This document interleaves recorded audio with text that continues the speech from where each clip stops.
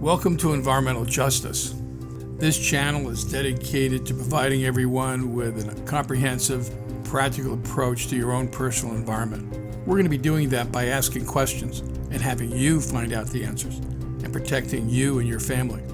We all fantasize that there's a higher power that maintains pure water for us. Our federal government sets safe drinking water standards and then proceeds to enforce these standards in our states. Adds more standards to respond to regional anomalies, and then the local boards of health regulate, monitor, and enforce site-specific drinking water standards. Wouldn't that be special? That's what we are made to believe. However, this entire top-down reverse pyramid of authority, responsibility, and obligation is a myth. And this is why we need a bottoms-up approach. And this begins with you.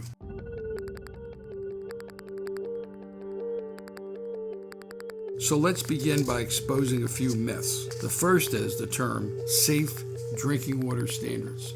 This is hilarious. People actually think this country has safe drinking water standards. Well, actually, that's not the case, because you would assume that safe drinking water standards means that if you adhere to these standards, your water's safe. That's not true. These standards are negotiated thresholds based on political concepts of acceptable risks. Think about that. This isn't a bunch of scientists and public health experts sitting around determining how do we make some standards that will make sure that everybody is safe and drinking safe drinking water. Oh no, that ain't it. These standards are set by determining how many pathogens and carcinogens will result in how many cases of cancer and what is the acceptable level of the number of cancers in a specific but arbitrary population. And to make matters worse, these standards and regulations are managed and manipulated by private companies and the products and byproducts that are created through their manufacturing process. So lobbyists and special interest groups work behind the scenes to manipulate the people that create these standards so that these standards have an acceptable amount of the pathogens and carcinogens that these companies create. Or just pick up today's New York Post, where they report on the schools of Brooklyn. They finally published some reports about the drinking water in their school system, and they found out that an average of 15 parts per billion of lead is coming out of the water fountains. 15 parts per billion of lead.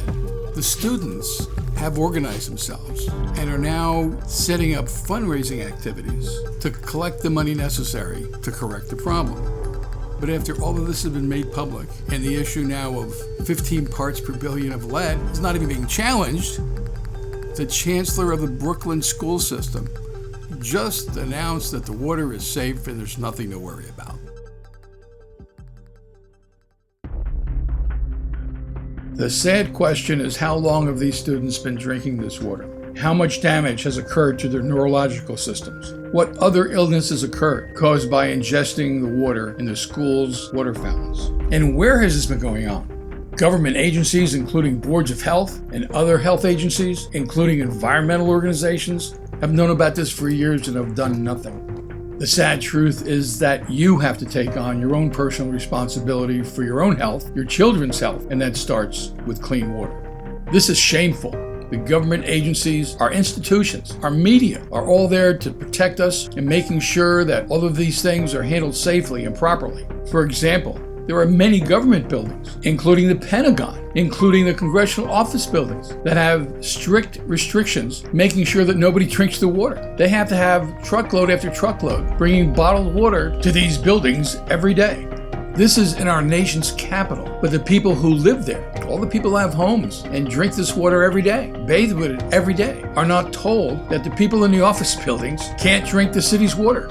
What are the health agencies doing? What is the media doing? We've done a terrible job in protecting our water. It's one thing to pollute our water. It's another thing to have our government officials lie to us about it.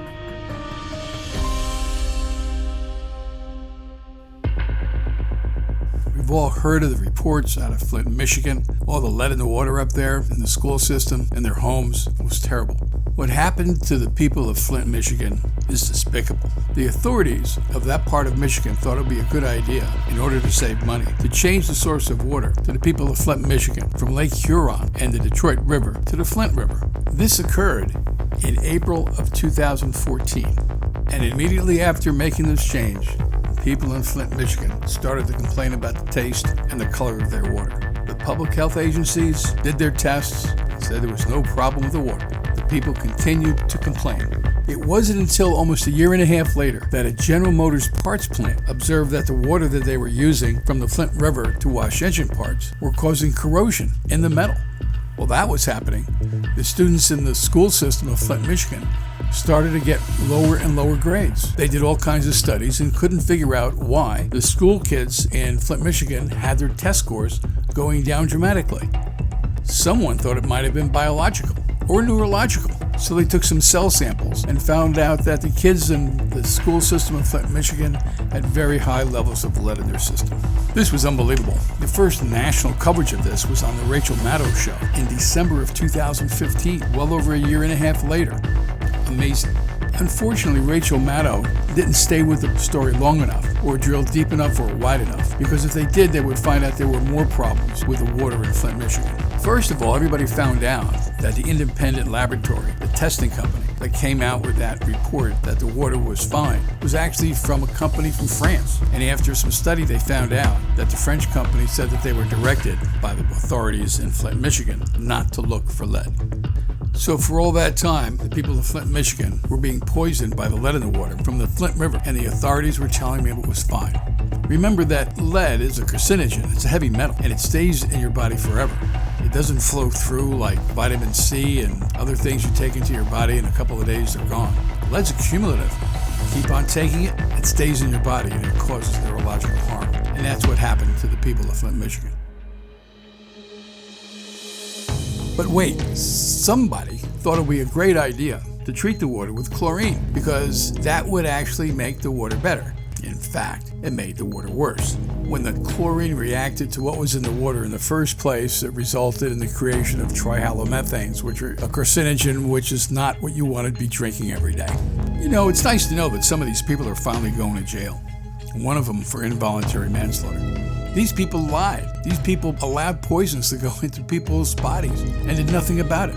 The authorities knew that the water was bad, and they did nothing to stop it. You haven't heard too much about the water in Flint, Michigan lately, and you might think that, well, because we don't hear anything about it, that the water's gotten better. Actually, that's not the case.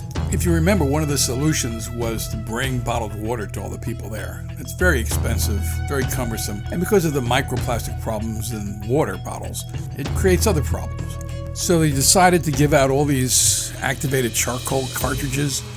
You saw things like that on television where they screw these things into the kitchen faucet. Yeah, that's not a good idea either because activated charcoal does not filter out lead to a safe level. And if you go back and look at some of the news shows back then when people were taking their bottled water and having demonstrations and showing videos of this brown ooze coming out of their kitchen faucets. Yeah, the problem with that is that lead is a tasteless and colorless heavy metal, which means where was all that brown goo coming from? There was something else in the water. And there are some more fun facts about this whole entire situation. And that is after meeting with the people from the EPA, we were informed that there is an imminent report coming out which will show the 10 worst cities in America with lead in their drinking water. Now let's stop right there. What do they mean the 10 worst cities in America with lead in their drinking water? I thought they should say the 10 cities, not the 10 worst cities. Well, it turns out there's a lot of cities that have lead in their drinking water throughout the country. And remember, there's no safe level for lead. None. So, what are we talking about here? Well, it turns out that even though Flint, Michigan is in the top 10, it's not the worst. That's right. There are several cities in this country that have more lead in their water than they found in Flint, Michigan. And it's now many, many months after we met with the EPA in March of 2018, and they still haven't released this report. I don't know if we're witnessing mass suicide or what's going on here, but the most important thing you have to do is make sure that your drinking water is safe. And it's your responsibility to make sure that this happens. Let's face it, you may think that you don't live in a city and you'll be fine, you drink bottled water, everything's good, but you can pick up the paper any day and find out that there's another area with contaminated water. Detroit, yeah. Detroit, Michigan, they found lead in 106 of their elementary schools. But there's another Detroit out there. It's called Detroit Lake. Actually, it's a reservoir, and it's a source of drinking water for the people of Salem, Oregon. Oregon. Everybody thinks of Oregon as a beautiful place, all green, all made up of people who care about the environment. They're all very concerned. They work hard. I don't know what they do there, but every time I think of Oregon, it's just a beautiful, clean place. Not heavily industrialized. Again, people who care about the air they breathe and the water they drink. Unfortunately, the people of Salem, Oregon, were informed they couldn't drink the water. Their drinking water was contaminated with cyanotoxins. Cyanotoxins sounds pretty lethal, huh? But it's blue-green algae. The same crap that we have in Lake Okeechobee and being discharged down the St. Lucie River and the Caloosahatchee River. But in Salem, Oregon, cyanotoxins, green algae, is caused by too many nutrients going into the water source, mostly from farms. This blue-green algae problem that we've seen in South Florida and also in Salem, Oregon, is prevalent throughout the United States. A lot in the Midwest farm areas, but also throughout the Great Lakes. So contamination and pollution is being found in a whole lot of places in the United States and a lot of places you wouldn't think of. Maryland and Delaware have now just reported that they found lead in the water there. What is amazing is that the head of their state health bureau, a guy by the name of Clifford Mitchell, when we contacted the Environmental Health Bureau of the state of Maryland and we wanted to receive a printout of the water quality analysis, the state of Maryland director of Environmental Health Bureau said that they don't test for lead. The state does not collect data on lead in drinking water. That's just amazing. But not enough for you? Well, if you go to a place called Texas, right, and you go to the places that are rural Texas where there's not a lot of people, especially North Texas, has the most concentrated contaminated water in the country. And this is not private wells. This is coming from a municipal source. So we just have to simply ask you, what's in your water?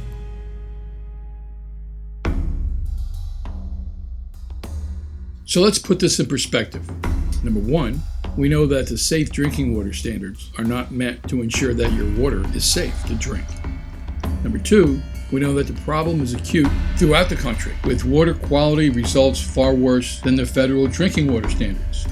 And three, we know that many government agencies, for whatever reason, have not been forthcoming in notifying the people that there is a problem. The first thing to do, of course, is what many people have started already, and that is to only drink bottled water. Make sure you do your research to ensure that the bottling company that you use has proven standards that are acceptable to you and your family. But the most important thing you must do is take a water quality test of the water that your family comes in contact with every day.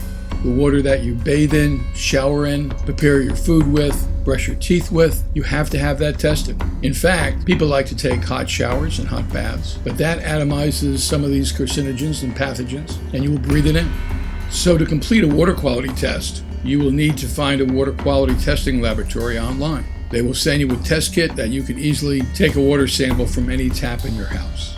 You must read and comply with the instructions carefully. You'll be required to repackage the sample in the box and send it back to the lab, and you'll get your results back in a few days. You must do this yourself, and just because your neighbor has results that are okay doesn't mean that your water's okay. Because one of the biggest problems we have in this country is the pipes within a home that make the water worse. You should also insist that the school that your children go to have their water tested, and that goes for offices and churches and any other place where people congregate and use water. So this is where your work starts. You have to roll up your sleeves and really get involved in water quality sampling. You have to take the water quality sample, you have to take it to a lab, and you have to look at the results. You have to find out exactly what they're testing for. Not just lead, not just organic compounds.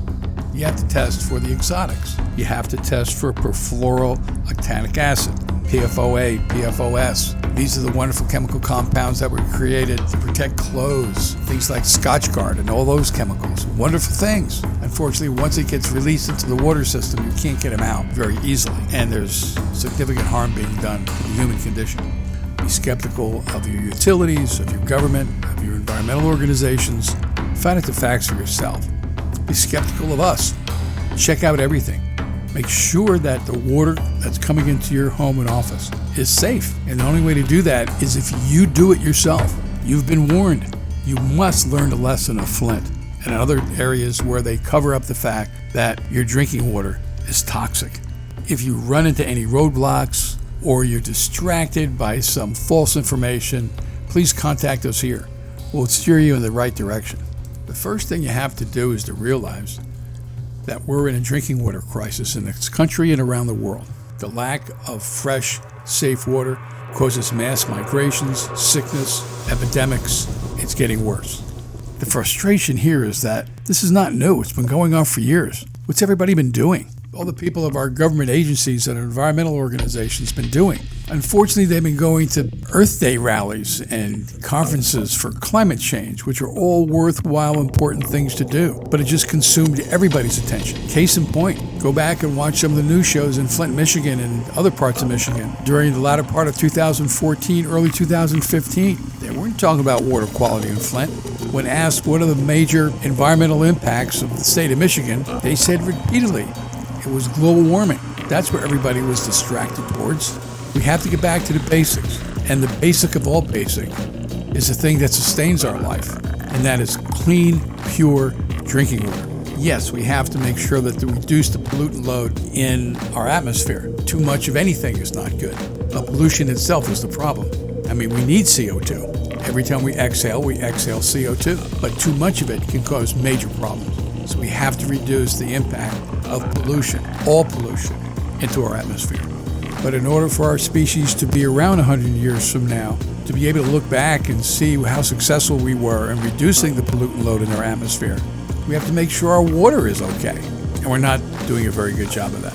So the first of your 4 assignments is to take a water quality sample from inside your house, take it to a lab, and find out what's in it. And let us know the results, or if you have any questions, or you need anything interpreted, or any of the information that you might need to ensure the water quality in your home for you and your family. Your work will result in questions. Let us know your questions and concerns, and we'll provide you with the links to direct you to the information you need to prepare yourself to take action. Unfortunately, unless you do something, it's not going to get done.